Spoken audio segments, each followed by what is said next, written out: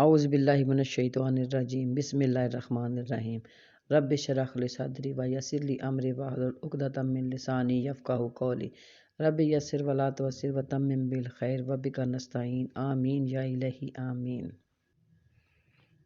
صدقے کی فضیلت۔ جو اپنی ضرورت کو اللہ کی طرف نہیں کرتا، اس پر اللہ کریم فقیری کے دروازے کھول دیتا ہے اور وہ کبھی اٹھنے ہی نہیں دیتا، وہ بندہ مانگتا ہی رہتا ہے۔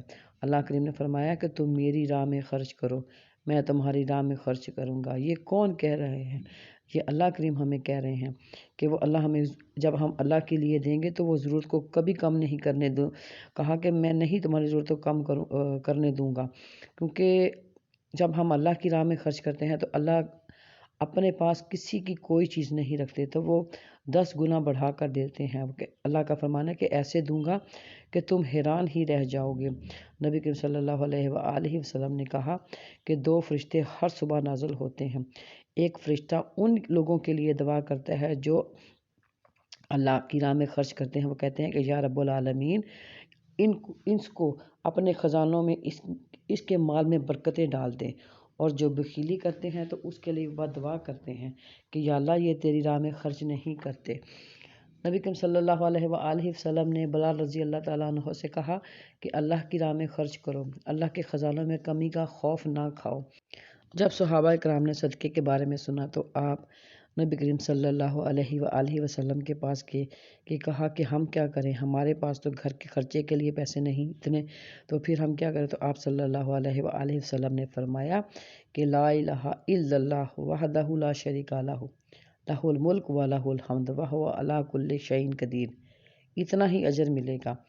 تو اس کے علاوہ نبی کریم صلی اللہ علیہ وسلم نے فرمایا کہ سبحان اللہ کہنا صدقہ ہے، اللہ اکبر کہنا، الحمدللہ کہنا، لا الہ الا اللہ کہنا، نیکی کا حکم دینا اور برائیوں سے روکنا، بیوی کے حقوق کو پورا کرنا، یہ سب صدقہ ہے۔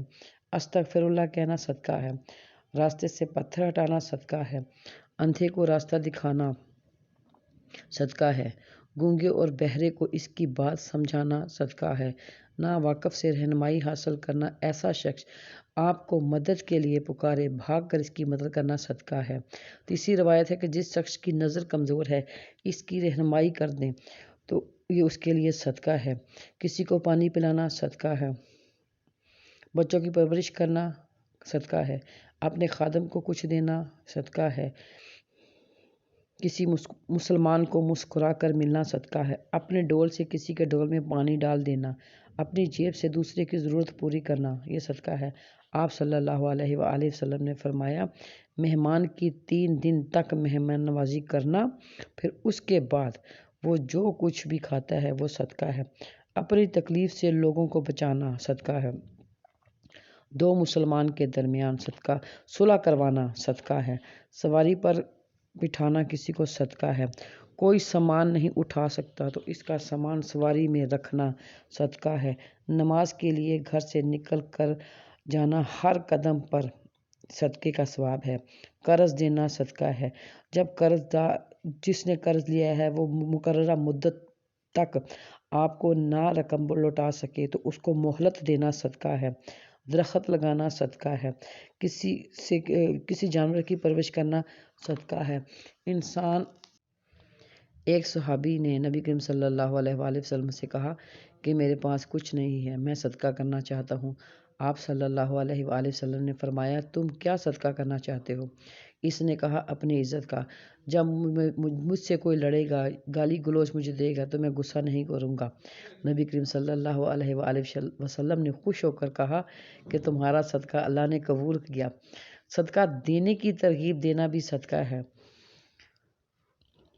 نبی کریم صلی اللہ علیہ وسلم نے فرمایا اگر آپ کے پاس کچھ نہیں تو ایک کھجور کا دے دینا بھی صدقہ ہے، یہ بھی اللہ بڑھا چڑھا کر احد کے پہاڑ سے بھی زیادہ کر سکتے ہیں۔ یہ اللہ کی مرضی ہے کہ وہ انسان کے صدقے کو کس طرح قبول کرتے ہیں۔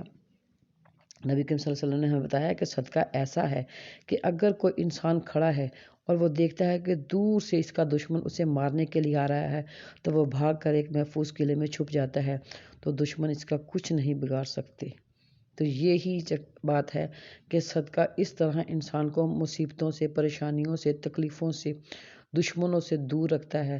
اللہ پاک ہمیں بھی توفیق دے کہ ہم یہ، اگر ہمارے پاس پیسے وغیرہ دینے کو کچھ نہیں ہو تو ہم یہ ان اعمال سے بھی، کہ اسلام نے ہمارے لیے کتنی آسانیاں کی ہوئی ہیں، ان اعمال سے بھی اپنا صدقہ کر سکتے ہیں۔